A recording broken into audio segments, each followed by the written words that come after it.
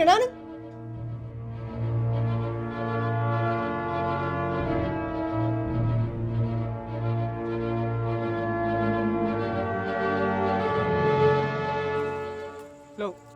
លោកមិនដែលស្គាល់ខ្ញុំផងហេតុអីក៏ជួយខ្ញុំលោកមិនខ្លាចមានទោសរសារខ្ញុំទេលោកមិនដែលស្គាល់ខ្ញុំនៅតែជួយខ្ញុំហេតុអីខ្ញុំជួយលោកមិនបាន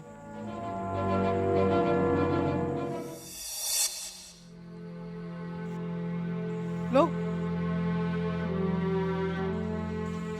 ខ្ញុំធ្វើនេះខ្ញុំល្មើសច្បាប់រំដោះទោសមែនតែខ្ញុំលែងមានអារម្មណ៍ថាធ្វើខុសចំពោះខ្លួនឯងទៀតហើយព្រោះតែខ្ញុំបានសងគុណឲ្យមានគុណរបស់ខ្ញុំទៅអី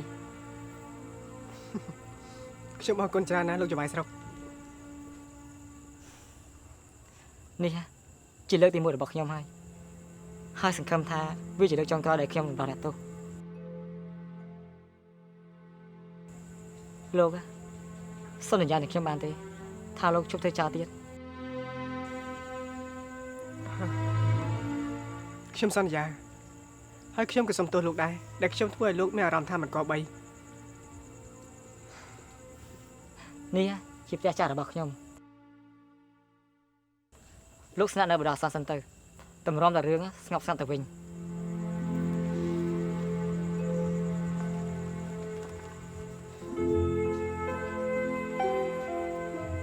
ប្រាក់ទាំងនេះលោកយកទៅប្រើប្រាស់សិនទៅបើសិនជាខ្វះខាតលោកអាចមកប្រាប់ខ្ញុំបានណា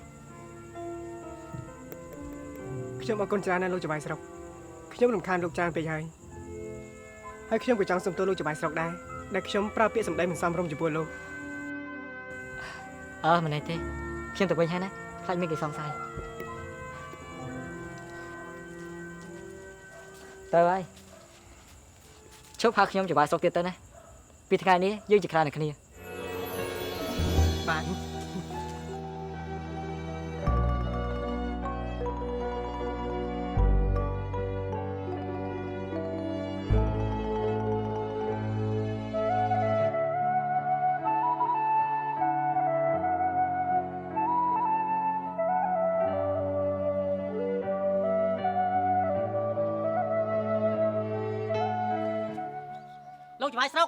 លោកចៅស្រុកមានរឿងធំហើយលោកចៅស្រុក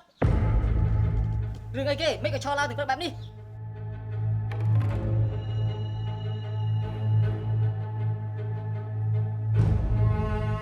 សុំទោសរំខានលោកចៅស្រុកហើយតែមានរឿងធំហើយមានរឿងអីឆាប់និយាយមកគឺមានអ្នកតលួចរត់ទៀនអញ្ចឹងផងមិនក៏វារត់បានខ្ញុំក៏ឆ្លល់ឯទៀនដូចជាមានគេយកកូនសមមកចាក់ឲ្យចេញអញ្ចឹងព្រោះសោនឹងច្បាស់គ្មានស្នាមកាប់ដៃបន្តិចទេទៀន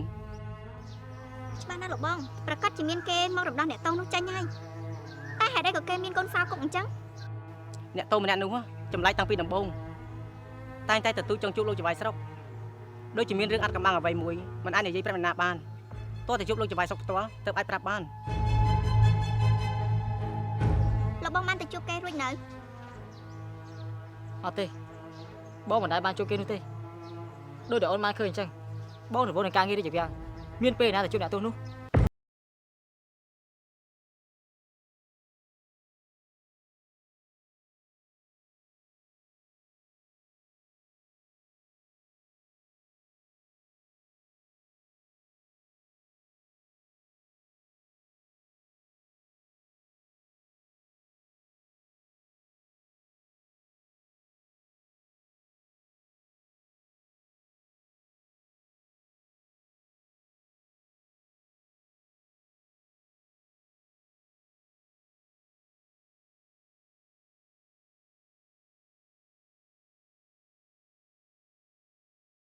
ទៅរឿងនេះទុកឲ្យខ្ញុំជាអ្នកចាប់ចែងសំលេងខ្លីអើយពីរោះ